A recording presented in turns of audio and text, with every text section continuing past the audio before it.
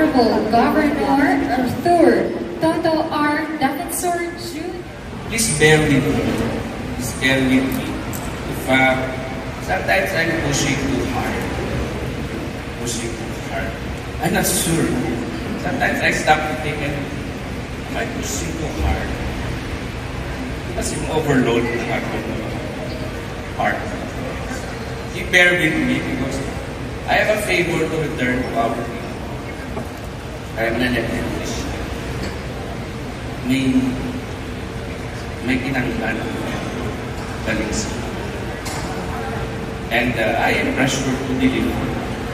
And because I am pressured to deliver, umingkamutan ako. So, asensyahan na yung nakita.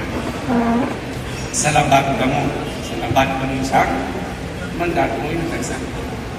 Kasi I can only rely on you, the Iloilo Provincial Government, and the whole province can only go as far as you. All of you, not only the Iloilo Provincial, all of you, nang matulog.